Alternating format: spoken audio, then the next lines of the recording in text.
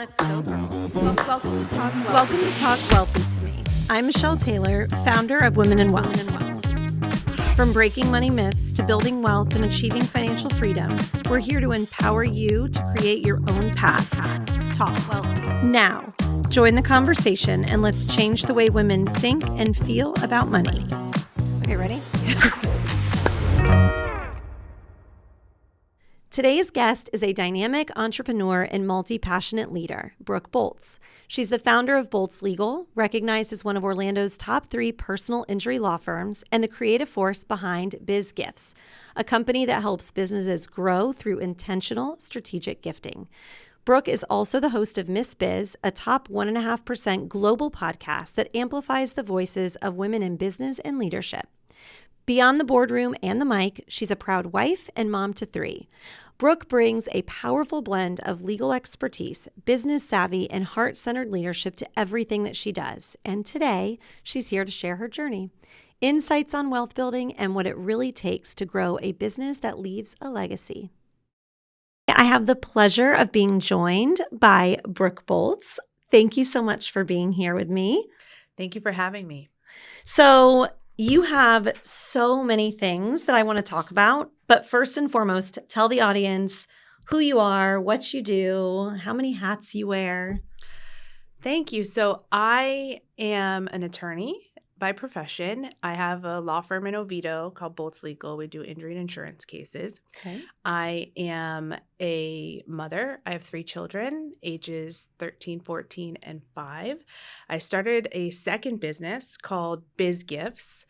And I also have a podcast myself called Miss Biz, which helps Christian business women to grow and share stories that can help others to prevent pitfalls that we have come across in our own business journey. And what else? I think that's the highlights. My husband is also an entrepreneur. He's creating and has created a video game called Right Wars that's available on Steam. And cool. So we are an entrepreneurial family. I love that. So very busy.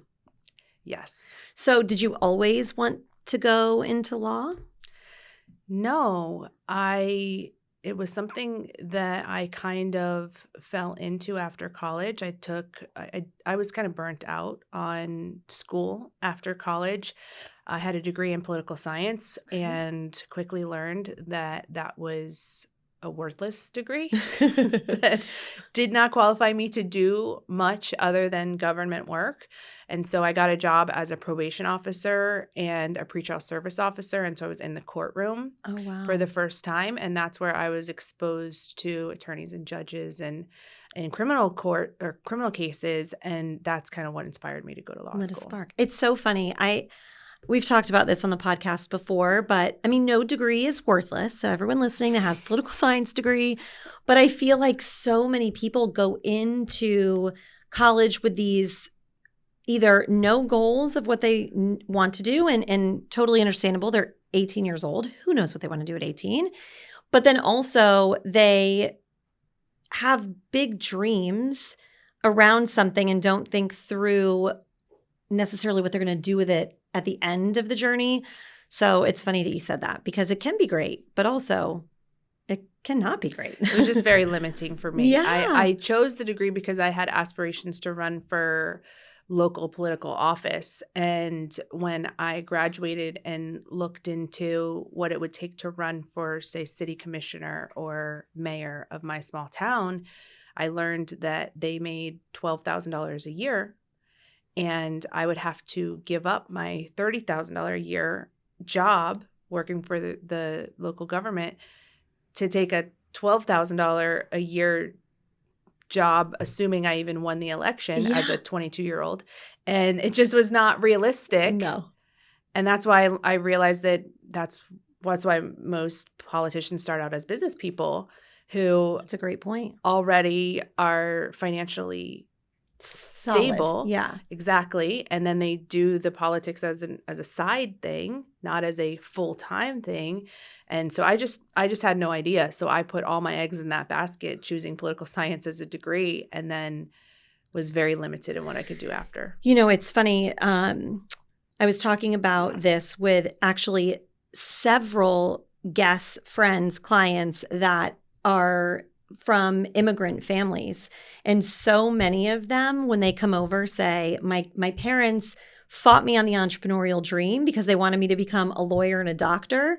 And you learn really quick that just because you're a lawyer doesn't necessarily mean you're going to have this luxurious life. It's you have to work your way through it. It's hard depending on the law you go into. But you're here. Yes. And the lawyers who do the best are the ones who are also entrepreneurs. Yeah. Who start their own practice. Because I practiced for 9 years at a major law firm with hundreds of lawyers, and I was living paycheck to paycheck that entire time. And I would still be living paycheck to paycheck if I worked there. So only because I went out on my own and started my own business did that give me the ability to have financial freedom. I love it. And you did just that. So you have your other business, which I think is amazing. You know, so many people don't take gifting seriously. I'm one of those people that I will be at Home Goods and find wrapping paper that will make me think of someone, and I will buy it and hold on to it for a year. I don't use gift bags. Okay. We need wrapping paper. It's part of the presentation, but I love gifting. And I think your other business, it's so needed and amazing because it is the easiest way to be thoughtful. And sometimes we don't have the luxury of a lot of time as business owners when we want to be thoughtful for clients. And that's where your second business comes in. So tell us about that. Sure. So kind of along the entrepreneurial journey, I was doing some self-reflection on how can I improve the customer experience. Mm-hmm. You know, when people come to a law firm, there are certain things they come to expect. And I think as lawyers, we just focus on getting a good outcome for the case. But I really wanted to create fans of Boltz Legal, not just satisfied customers. Yeah. And so as I was brainstorming on how to do that, I came up with the idea of sending them a welcome gift when they signed up with me or when they were introduced to the firm. And then when their case settled, sending them a celebration gift. So we came up with the gifts and started doing it. And I soon realized that this was a much bigger undertaking than I had realized. And so I have my staff who are legally trained and would be better served doing legal work, who are now having to take time away from that to stuff packages and gifts and reorder and all these things. And so I went to Google and started looking for a company I could hire to just say, here's my gifts. Can you send these out for me every month? And I couldn't find one. And I searched far and wide and I could not find a company to do that very thing. And so I thought, well, I can't be the only business owner that would like to be gifting, but just don't have the time to do it ourselves, or if we do take the time away from our staff, then it's a disservice to our clients. And so I created the business myself so that we could help people along that process. And it's so fun to help come up with creative ideas to just spark those relationships through gifting. Well, and I know for me, you know, I'd say most of my clients on the consulting side, and then obviously within Women in Wealth, are women. And so for us, it's so much more important. And on my consulting side, we used to send out lobsters to people, live lobsters. Wow. And I didn't love that idea because there were lots of hiccups, and I'll spare everybody from hearing that. But it did make me realize that you have to really do your homework and figure out what is going to make that client feel special, and also a memory every time they look at it of the relationship. So I love the idea of this, and it's so needed. And who's going to know better than you, after dealing with these people, how to make them feel special? And now there's a business around it to help others. How in the world are you doing all of this and fulfilling in a meaningful way your role of being a mom and a wife? And I know that, you know, we all do it. We all have the superpowers that we don't know that we have, but it's a lot. Busy, I'm sure. Very busy. And I would say that It's really through building a team. Having built a team, I've had my law firm now for 7.5 years, and so started building a team from day one with my mom, who was my first legal assistant at Oh, I Boltz love Legal. And so she and I started together in my spare bedroom and worked our way up to hiring another person who worked in the spare bedroom with us, who actually still works with us to this Oh, day. that's so cool. And so we just built a team little by little, investing as much time and energy into training them to do things the way that I would do them myself, to get to the place that we are now where they can really run things seamlessly with just asking me questions from time to time and allowing me to focus on those things that have to be done by me as either the business owner or as a lawyer. Yeah. And the rest of the details the staff can handle in a really excellent way that just gives me the peace of mind to be able to focus on marketing or networking or spending time with my children and husband and building our family relationships as well.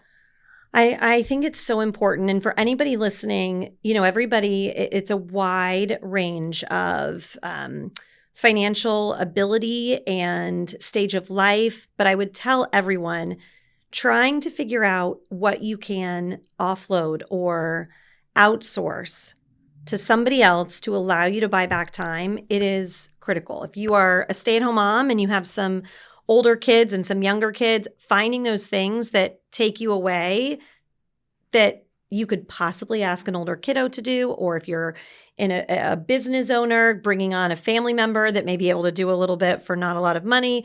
All of those things are such important tools. And I think that it is critical when you have so many hats. Absolutely. And I had to have a mindset shift as well, because coming from the big law firm life, the perspective I had was we work every waking hour. Mm-hmm. And that was your way to move up. Yeah. If you worked harder than everybody else, you would stand out. Hustle culture. Exactly. And so when I started my firm and people were clocking out and leaving at 5, initially, it internally kind of like caused me anxiety, because I'm thinking, wait, what are you doing? Well, yeah, we gotta keep working. Just because it hit 5 o'clock, they used to tell me at my old firm, we're not a bank. This isn't a bank. We don't work bank hours. We work all the time. And at first, it was really tough for me to have that mindset shift. But then I asked myself, is the work getting done? Mm-hmm. Yes. Are we profitable? Yes. Are the staff content and staying and not quitting and going other places? Do we have a good retention rate with our employees? Yes. So if all of those things are yes, then maybe they don't need to work more than 40 hours a week, and we can all enjoy lives outside of the office and also have a profitable business. Well, and I think there is a shift happening, which I'm so happy to see, because the narrative is being challenged, and people are not willing to, work a 18-hour workday because they think they're going to outperform their cube mate. And I think it's important because we all see levels of success. Social media, everybody has, a soapbox to stand on. And it's really easy to compare yourself and think, well, the only way I can get there is by sacrificing free time or things I enjoy to outwork somebody else. And that is changing, I feel like, because of people like you that are running teams that are saying, you don't need to do that. Get the work done and do it well. And then use your free time to fill your cup. So, okay, so growing up, how did you approach money?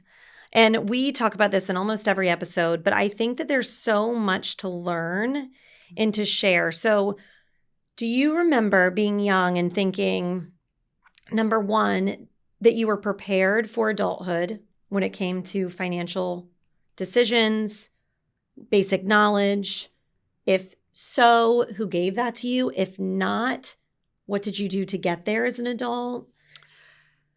Yeah, I think that I was not prepared. I think that I just didn't give a lot of thought to money when I was growing up, we never really had a formalized chore system or um, reward system in which I was paid. And it was kind of just when I needed something, my parents would decide yes or no, if I could have it, if it needed to be on sale for sure. And, I was just very aware of how much things cost and whether that was within the range of what we could afford as a family. But I just didn't really have a lot of personal money. My parents allowed me to really focus on my education. And so I didn't have a job per se until I had already graduated high school. I'll say probably the thing I was the least prepared for was the impact of the student loans that I was incurring. As a young person, I thought that student loans, everybody has them and everybody does just fine with them, and did not understand the impact it would later have on my life. I graduated law school with $160,000 of student loan debt. And that was a huge burden and weight that I carried around with me, and definitely would have made different choices if I understood the impact of those student loans. And I caution all kinds of people who really fantasize about what the lawyer life could be like for them, that look, if it's going to require you to incur those student loan debt in the way that I did, you will not live the quality of life that you think you will live, because so much of your income is going to go to paying those off. It's so true. Of all of the clients that I've worked with in over a decade of being in this world, the people that have the hardest time with student loan debt are attorneys, because physicians, when they come out, tend to make more immediately, where, going back to what we were saying, getting a law degree is exorbitantly expensive, and you do not start out making $250,000 a year as an attorney. So that's great advice. So were you guys having money conversations at home? Were your parents talking about money, or was it just kind of, we have what we need?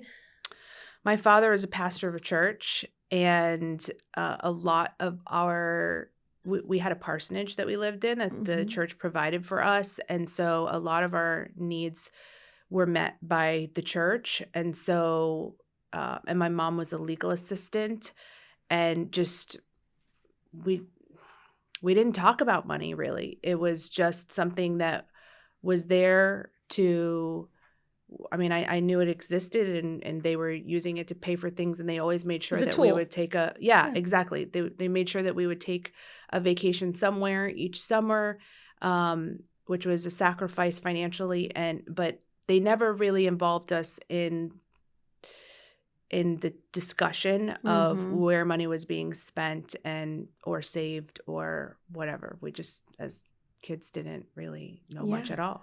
Well, and most of us didn't talk about it. And that's kind of the point, is how do we start having some conversations, foundational conversations, to set kids and young people up, and just friends up, that may be able to avoid a pitfall that, that we didn't. Are you now talking to your kids about money? Oh, yes. And it's totally been a learning process, because when I was growing up, the one thing that I took away from my childhood was that I wanted to have more money than my parents did. I wanted to be more financially free. I didn't want to have to say no to things that I wanted to do because I couldn't afford to do it. So I was very much determined to be financially successful in life. Yeah.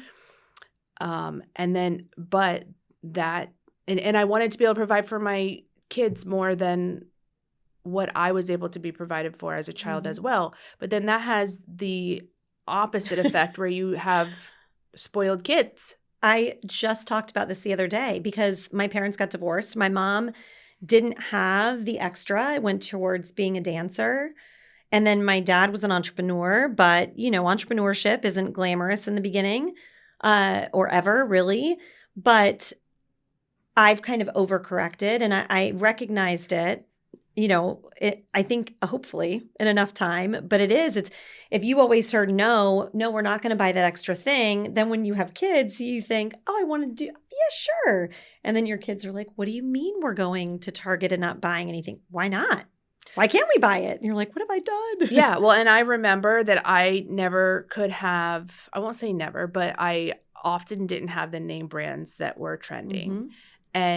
And I always kind of had a self-awareness or self-consciousness about that growing up. So I didn't want my kids to feel that way. So I wanted them to have whatever brand it was that was popular at the time.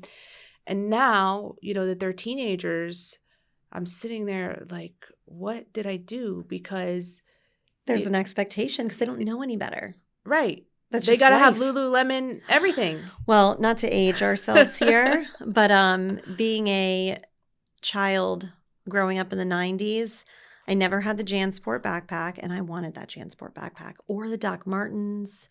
Like you get the green Doc Martens instead of the black ones because they went on sale. So I think that is something that both of us are learning through, and I'm sure so many people listening. It's finding that balance of providing a different experience and being able to do a little bit more, but not going too far. And God help us all if we can figure out the balance, So in your household, how do you and your husband approach finances? Do you do it together? Does one of you make more of those decisions than the other? We probably have room for improvement in this area too, especially as you're asking me. There's two entrepreneurs running the house, so that's a whole other dynamic. He took a step back from working when we had children. So our oldest is 14 years old. So he jumped back into the entrepreneurial world only a couple of years ago with his video game. So for the first 12 years, he was a stay-at-home dad. And so I pretty much monitored the bank account, paid the bills, did all of those things because I was the only one bringing in income at the time. So I really have kind of been the lead person in that realm, and he has joined in somewhat with his own business finances now that he's started a business. But when it comes to the household expenses, most of them I still take care of, and he has a few that I think that he does. But it's so amazing, and for any of you listening that have listened to a lot of different episodes, that I think is so great is there has been such a shift. It's never intentional, but so many of the women that I've spoken to on the podcast and that are clients and in my life are the ones that are kind of leading the charge. And I can't tell you how many also have husbands that took a step back in their career, which I think is something that was unheard of, 5 years ago, but even more so 10 years ago. And I think we're making such great strides there and realizing that it takes two to make the household work harmoniously and in the easiest way possible. But it doesn't have to be the mom staying home or taking a step back. And I don't know, it's very encouraging. I very much, when I was on the dating scene, wanted someone who was willing to do that, to take the step back. I was so ambitious and so much wanted to further my career that I had invested so much time and education into that most women stereotypically are looking for the man who has the high paying position because they want that stability. I was not looking for that because I knew if I wanted to have a family, which I did, that having two aggressive careers in the household would be a disservice to the children. And so I was looking for a man who was willing to really be the primary caretaker of the kids and allow me to pursue my career to the fullest extent that I could. And my husband really was okay with doing that. But I'll say it did kind of take a toll on him after 12 years. He kind like it would anybody. I think he kind of got to the place where he's like just feeling unfulfilled in pursuing something. So thankfully my business got to the place that I could support his endeavors now and his dreams that he wanted to pursue. Well, and especially I have a few girlfriends that are home with the kids. And I know especially when they have a spouse that is an entrepreneur, they will say, I haven't spoken to a human being that is older than 10 in 3 days because the spouse is on a business trip, or I mean, I can imagine it's hard. It's Yeah. such a hard but rewarding role within the home. So, okay, one of the other things that I think we would be remiss to not talk about is I would love for you to share. You've had some personal health struggles as of recently. And I think that, before the show, we were talking about the fact that you were able to go through something like this without missing a beat within your business. And I think that there is just such a win there. I'd love for you to kind of talk through the work that you did that got you to a place now where you could face something unexpected, scary, and not have to worry so much about your business not operating without you. Yes. So the health situation that I've shared is a few months ago, I was diagnosed with skin cancer on my face and my forehead area. And it was not initially believed to be that big of a deal. It wasn't the type of cancer that's super aggressive, hadn't spread to any areas of the body aside from the localized area on my head. And so I went in thinking that it was just going to be a traditional removal. Mm-hmm. They call it a Mohs surgery, which is something you do while you're awake. And if anyone's ever had any type of moles removed or skin cancers removed, it's something that people are really familiar with. So I went in to the dermatologist expecting a minimal type of procedure and left that day with a hole in my forehead, this 5 centimeters, which is about a credit card size hole, and was at the place that they could not sew it up at the dermatologist. I was going to have to require skin graft. And so from that point on, I started seeing specialists, and they just kept cutting more and more and more to the point that the hole now in my head is the size of a softball. And they had to have a skin graft from my stomach taken to place over the hole. So I have quite a major skin graft on my forehead and head area. Thankfully, Lord gave me the care so that as I have my hair parted today, you can't see it. But it is quite big and extensive.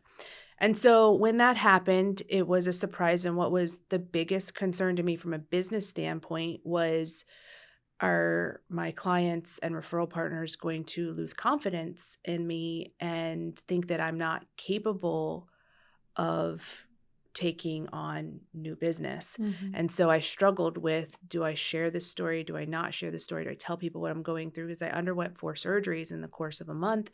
And I initially didn't tell many people, but I also came out with this huge bandage on my head from surgery 1 that continued on.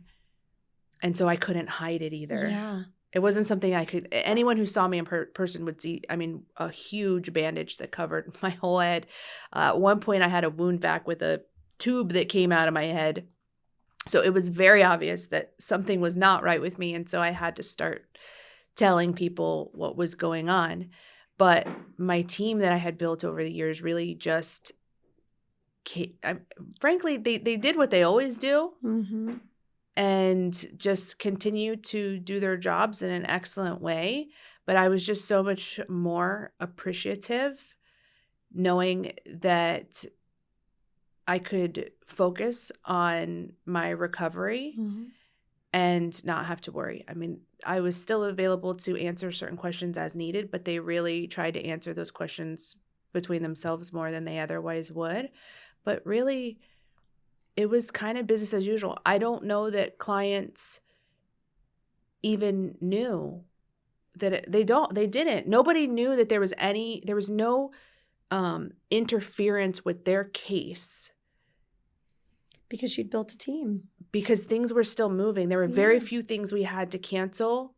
I had a coverage attorney to cover those things that I couldn't do. Very highly skilled coverage attorney who did a great job in covering those things that I couldn't do so that we didn't have to cancel things for clients. And it was just, it was really a huge blessing to go through a challenging time in life and not have it really hurt my business at all. So 2 things there. One, I think that the team was so loyal to you and so kind of rushed to, we've got this and we're going to keep doing what we've always done because of what you said in the very beginning. You aren't requiring that kind of hustle culture where people feel like they are unable to live a life that is meaningful to them to serve their position. And so you never know when you will be in a position where how you've treated someone will be reciprocated. You just want to, and you hope and pray that you've done good work because hopefully that good work will come back to you. And in this case, I think it did. And what a true testament to that. They obviously were able to show up and love on you as you had done for them. And 2, I think, and I may have mentioned this before, but what a beautiful thing the messiness of life can be. I have a very good friend, Brielle Cotterman, and she is in the public relations space, just an amazing person. And there's something that she said in her TED Talk that I always think about because I, like you, had, messy finances when I was young. And I never wanted anyone to know that. I'm asking people to trust me with their livelihood. And she always says that your story belongs as much to you as the person that needs to hear it. And I think so many of us are so concerned about always only showing the great, pulled together, perfect sides of our lives. But what an amazing story to share with other people that see that you are still showing up, and who knows who you will impact by sharing your story. But I know the hesitation. And when I was sick, when I was a kid, I didn't want anybody's attention. I wanted, don't ask me any questions. I want to be normal. I don't want to talk about it. But then when you start talking about it, you get to make an impact. And I think that you've done both of those things really gracefully.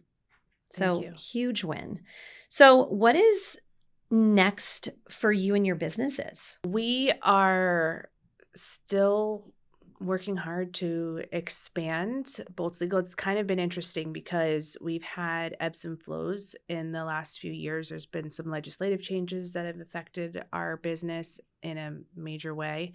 But it was kind of a learning lesson for me that I don't necessarily want to just grow all the time, that there is kind of a happy place where I can have that balance of life and also live the type of lifestyle that I want, afford to live the type of lifestyle that I want.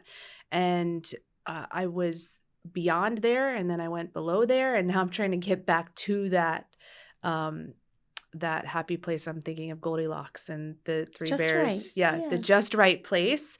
So I want to get back to that just right place and then just kind of stay there. It's the perfect place where I can give I have the time personally to commit to my clients to make sure that their cases are handled with the utmost time and attention and personally be involved in them. If I get too much bigger than I am now, then I just can't oversee everything. The personal touch, right. It will be sacrificed. So just getting to that just right place again and enjoying it while I'm there.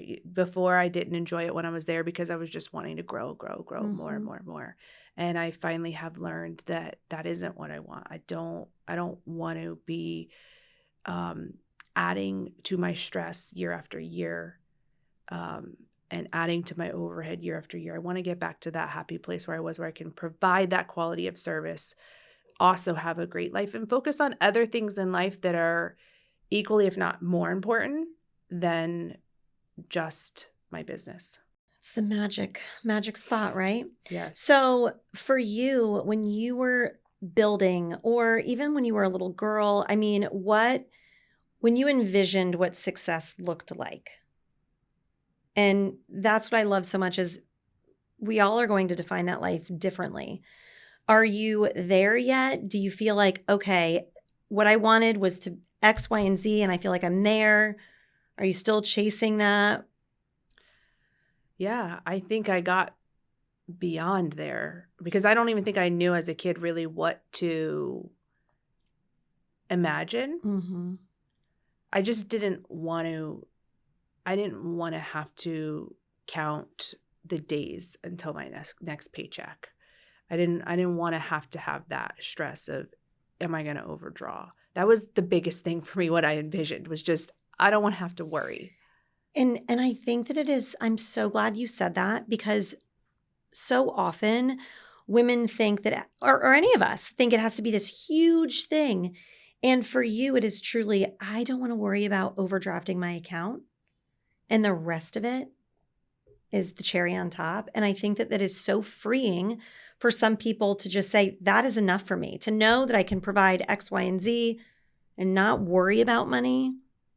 And it's okay. You don't need to have this huge goal. Going back to the hustle thing, I feel like so many people think, well, if I'm not hustling to have the beach house or fly this way or do the things, then I'm not working hard enough. And that's just not true. Right. Yeah. I mean, I got to the place where I have more house than I need. It's just more to clean. I learned. You know, you think you want the big house. You just want it so much. And then you get it and you're like, wow, this is a lot to clean. Mm-hmm. And trying to keep up with that on top of everything else. And then the cars and the vacations and that, like I could afford to do anything I wanted to do. And then I realized that, what am I going to do with all this money? You know, like I would invest it and stuff like that. But like at the same time, I didn't need to make so much to have a fulfilling life. And I think, unfortunately and fortunately, you got a dose of reality. And people think I'm crazy when I first say this, but when you're faced with a health challenge, you learn really quickly that as long as you're healthy, none of the other stuff matters. Right. You know, because health is, it is the only thing. My boss used to say, your health is the only thing you have. Yep.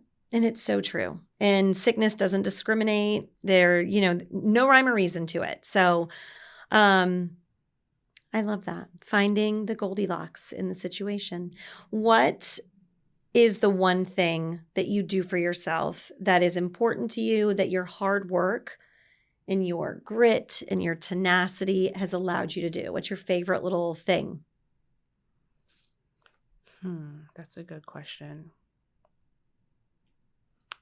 I mean, my favorite thing to do, honestly, is watching my daughters play basketball.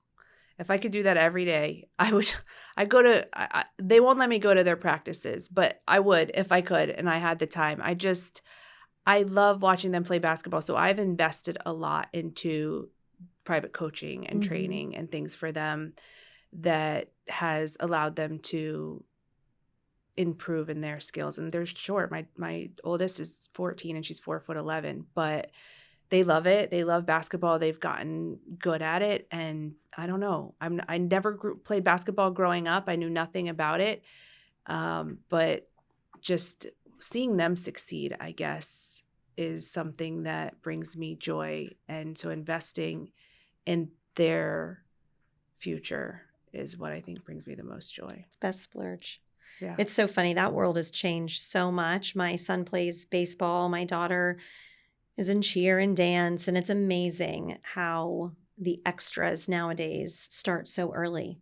So it is. It's an absolute gift to be able to do that. And going back real quick to the gift side of your the business for you, what is the one thing that if anyone's listening, when it comes to gifting, to make people feel the desired outcome that you want them to feel, what should they consider?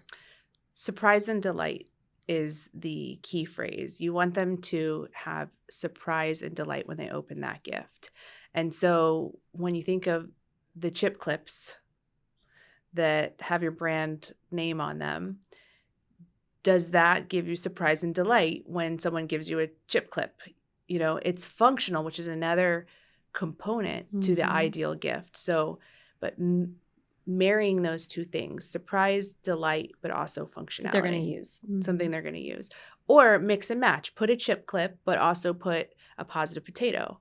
Positive potato is my favorite little thing. It's a little crocheted potato that has a little saying on Oh him. my gosh, I have seen these things. They are so cute. They're so cute. They bring a smile to everyone's face. They're inexpensive. You put them in the gift with something more functional. But what happens is people put these potatoes on their desk. And so when visitors come in, they ask, where did you get that? That's the cutest thing. And they're constantly remembering you, the giver, every time someone comments on their potato. So I think business owners have a misunderstanding that they have to have their logo or their brand stamped on a gift in order for the person to remember where it came from. And it's not the case, because everybody remembers I gave them that potato. And how it made them feel. And every time someone asks about it, they're remembering me, and they're telling them that I gave it to them. I've had people come back and say, I've got to know where you got this potato. Everybody keeps asking me where I got it. And that's the point. It's conversation. It's a few dollars, and it adds that surprise and delight element to the gift. And when you're sending it to a tough man who's not going to put a potato on his desk, chances are he has a child. And so I've had men send me pictures of their child holding the potato. And it's going to make them laugh for sure when they open that. Yes. You know? Yeah. So the positive potato is the best example I can give of an inexpensive gift that gets utilized by being put on a desk and also brings the surprise and delight element. Surprise and delight. That's a great way to think of that. So one last thing before I let you get back to life. What would you consider the absolute best financial move you ever made? And this can be business related, personal. Just when you look back, you think that was something that I did right. I don't know if you consider this a financial move, but starting my own business was definitely the biggest change that I made that allowed me to go from living paycheck to paycheck to being able to pay off my student loans in one check. Mm-hmm. That was never a reality for me. I was going to be paying those student loans till the day that I die. Yeah. But when I became a business owner and was able to not make money just based on how many hours I worked, but based on the work of our whole team, Mm-hmm. it just changed my whole world. Compounded everything. Changed my whole world. And then I was able to make decisions from there with, what do I do with this money that I'm making? And started learning and researching and finding people to help me to know what to do to invest that money. And that was also, so this is a long-winded answer to your question. I'm coming up with more answers as I'm talking. I love it. It's okay. But my business went through a decline a couple years ago because of those changes in the law. They took away our right to attorney's fees, which dramatically impacted the revenue we could earn from these cases. And I had put away in accessible investments a lot of the money that I had been earning when the years were great. And so I've had to tap into those savings in these last couple of years. And that's what has saved me. That's why it's called savings. Yes. But had I not done that, had I spent it all during the time, and it is you sometimes want to do that because you're paying it to the IRS otherwise. And so your mindset is, I got to spend this money in order to not just give it to the IRS. But I put away a good amount of it, and that has been my saving grace when things took a downturn. So you guys have all heard this before. Take the leap, start a business. If that's something that is on your heart, do it. There's no time like the present. And save for the unexpected. That is critical. It's a game changer. Thank you so much for spending time with me today. Where can people find you for any of your businesses? Sure. Brooke Boltz is my name, Boltz. So my law firm is Boltz Legal. Okay. And so boltzlegal.com is where you can find my website. Also, missbiz.com is where you can find my podcast, or bizgifts.com. And then on all the social media channels, you can search just any of those names to find me. All going to be shared in the show notes. And you guys, it was just so nice to spend time with you today. I hope you took so much away from this, so many things that you can implement immediately and make a difference in your day or someone else's. As always, I'm so thankful you chose to spend time with us here at Talk Wealthy to Me. Share, like, subscribe, spread the word, and let's continue to change the way women think and feel about money together.